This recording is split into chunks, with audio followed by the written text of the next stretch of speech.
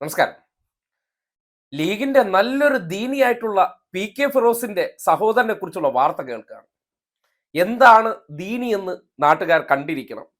അതായത് ഒരു കുട്ടയായിട്ട് ഇപ്പോൾ കുന്നമംഗലം പോലീസ് സ്റ്റേഷനിൽ എത്തിയിരിക്കുകയാണ്. ചില കേസൊക്കെ മറച്ചു പിടിക്കാനുള്ള പരിശ്രമം നടക്കുന്നുണ്ടെങ്കിലും കാര്യങ്ങളെല്ലാം നാട്ടുകാർ അറിഞ്ഞിട്ടുണ്ട്.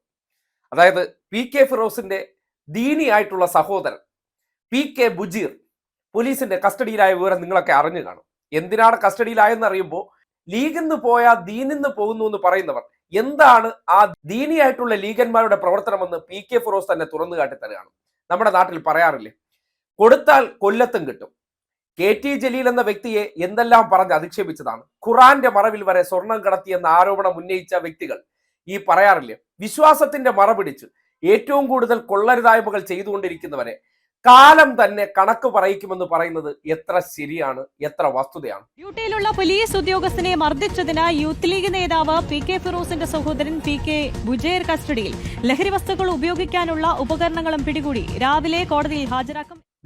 പി കെ ഫിറോസിന്റെ സഹോദരനെ ഇന്നിപ്പോ പോലീസ് അറസ്റ്റ് ചെയ്തിരിക്കുകയാണ്. നല്ല സൂപ്പർ കേസിലാണ് അറസ്റ്റ് ചെയ്തിരിക്കുന്നത്. നിങ്ങൾ കണ്ടില്ലായിരുന്നു? ആ കാർഡ് അങ്ങോട്ട് വായിച്ചു നോക്കിയേ. ലഹരി ഇടപാടിനിടെ പരിശോധിക്കാനെത്തിയ പോലീസുകാരെ ആക്രമിച്ചു. യൂത്ത് ലീഗ് നേതാവ് പി കെ ഫിറോസിന്റെ സഹോദരൻ പി കെ ബുജൈർ പോലീസ് പിടിയിൽ.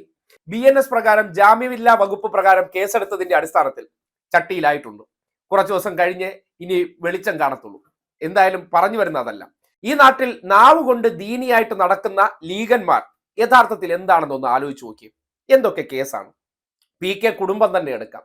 അതിൽ മൂത്ത പി കെ ആയിട്ടുള്ള കുഞ്ഞാപ്പ നേരത്തെ ഏത് കേസിലാണ് പെട്ടതെന്നറിയാലോ. നല്ലൊരു ലീഗിന്റെ ദീനിയാണ്. അതായത് ഐസ്ക്രീം പാർലർ കേസിലൊക്കെ പെട്ടതും പിന്നീട് അതുമായി ബന്ധപ്പെട്ട് കേസ് നൂറിയതിനെ കുറിച്ചൊക്കെ നമുക്ക് പറഞ്ഞു കേട്ടത് എല്ലാവർക്കും അറിയാവുന്നതാണ്.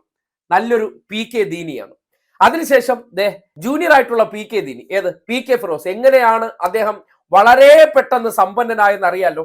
ലീഗിന്റെ പ്രവർത്തകൻ എന്നതിലുപരി മറ്റൊരു രാഷ്ട്രീയ പദവി ഇതുവരെ വഹിച്ചിട്ടില്ല. യൂത്ത് ലീഗിന്റെ സംസ്ഥാന സെക്രട്ടറി ആയിരുന്നു. ഒരു സംസ്ഥാന സെക്രട്ടറി യൂത്ത് കോൺഗ്രസിന്റെ സംസ്ഥാന സെക്രട്ടറിയെ പോലെ തന്നെ കണ്ണടച്ചു തുറക്കുന്നതിന് മുന്നോടിയായിട്ട് ഇത്രമാത്രം സാമ്പത്തികം വന്ന് കുവിഞ്ഞുകൂടിയത്, ലക്ഷൂറിയസ് വീട് വയ്ക്കാനുള്ള പണം, ഇതൊന്നും ആരും ചോദിക്കരുത്. അത് ഞാൻ ദീനി ലീഗനാണ്. ദീനി ലീഗനായ ഇങ്ങനെ അത്ഭുത പ്രതിഭാസം സ്വന്തം നിലയ്ക്കുണ്ടാകും. എന്താണ് അത്ഭുത പ്രതിഭാസം എന്ന് നിങ്ങൾക്ക് മനസ്സിലാകുന്നില്ലേ? നേരത്തെ കത്വ ഉന്നാവ ഫണ്ടൊക്കെ തട്ടിച്ചതിനെ കുറിച്ചൊക്കെ ആ ദീനിയുടെ കഥകൾ നമ്മൾ കേട്ടതാണ്. ഇപ്പോ അനിയൻ തന്നെ എന്ത് ബിസിനസ്സാണ് ചെയ്തുകൊണ്ടിരിക്കുന്നതെന്ന് നിങ്ങൾ കാണുന്നില്ലേ? ലഹരി വസ്തുക്കൾ ഉൽപ്പാദിപ്പിക്കുന്ന സാധനവുമായിട്ടാണ് പോലീസ് പിടികൂടിയിരിക്കുന്നത്.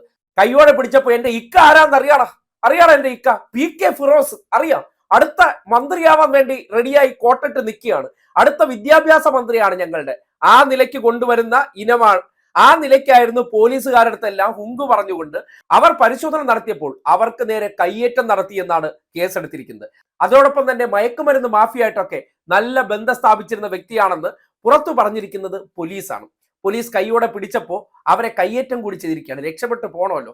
അപ്പോ എന്താണ് യഥാർത്ഥ ദീനി എന്ന് ലീഗിന് കാണിച്ചു തരികയാണ്. നേരത്തെ തന്നെ നമ്മൾ കണ്ടിട്ടുണ്ട്, പാവപ്പെട്ട ലീഗുകാരന്മാരെ എല്ലാം നിക്ഷേപ തട്ടിപ്പ് നടത്തിയ ഖമറുന്നീച്ചമാർ, ഇഞ്ചകൃഷി നടത്തി കോടാനുകോടി സമ്പാദിച്ച പി കെ ഷാജിമാർ. അങ്ങനെ പി കെ എന്ന് പറഞ്ഞാൽ പെരും കള്ളങ്ങൾ ചെയ്യുന്നവരും പെരും കുറ്റകൃത്യങ്ങൾ ചെയ്യുന്നവരാണെന്ന് വീണ്ടും വീണ്ടും തെളിയിക്കപ്പെടുകയാണ്.